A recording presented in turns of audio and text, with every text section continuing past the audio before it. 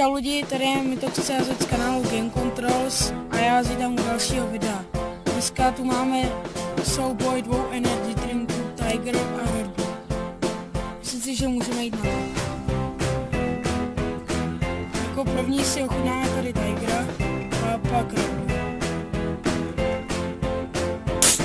Jsem zvědavý, jaký mezi nimi bude rozdíl, protože jsou to oba originály.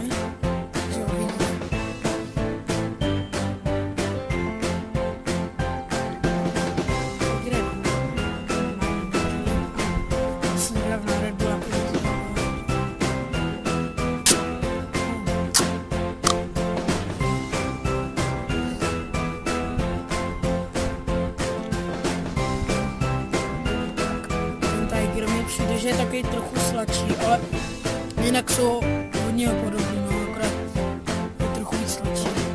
No, myslím si, že pro tuto ochutnávku to bude všechno a já se na vás